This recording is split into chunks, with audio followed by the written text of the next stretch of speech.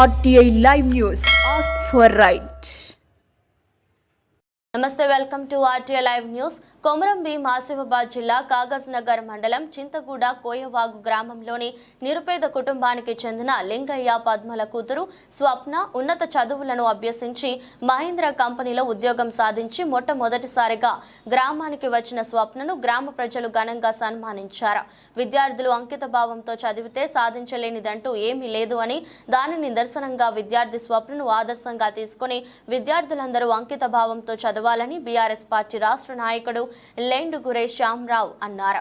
గ్రామంలోని అంబేద్కర్ భవనంలో స్వప్నను శాలువాతో ఘనంగా సన్మానించి స్వీట్లను పంపిణీ చేసుకుని సంబరాలు జరుపుకున్నారు. జై భీమ్. ఈరోజు మన చింతగూడ గ్రామానికి చాలా సుదినం. ఈరోజు ఒక పండుగ వాతావరణం ఉండాలి మన ఊర్లో, వాస్తవం చెప్పాలంటే.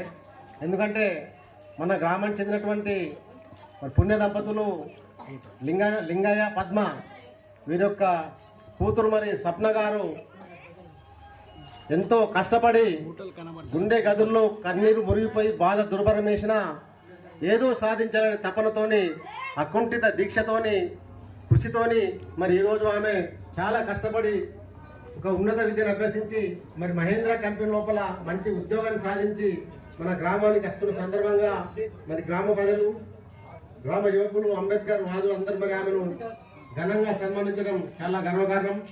ఈ సన్మానించిన ప్రతి ఒక్కరికి పేరు పేరున పిల్ల తల్లిదండ్రుల తరపున, అమ్మాయి తరపున నేను ప్రత్యేక ధన్యవాదాలు, పాదాలను తెలియజేసుకుంటున్నాను. ఈరోజు చెప్పాలంటే మరి చాలామంది జీవితాల్లో ఎంతో సాధించిన ప్రతి ఒక్కరి వెనుక చాలా కష్టాలు ఉంటాయి. ఎవరికైతే కష్టాలు ఉంటాయో వాళ్ళే ఏదైనా సాధించగలుగుతారు. ఈరోజు మరి స్వప్న గారు ఒక బీద కుటుంబంలో పుట్టింది. మరి తల్లిదండ్రులు కూలి పని చేసి కూడా ఈరోజు ఆమెను మంచిగా చదివించిందంటే దాని వెనుక వాళ్ళు చాలా కష్టం ఉన్నది, శ్రమ ఉన్నది, వాళ్ళ కన్నీటి బాధలు ఉన్నాయి.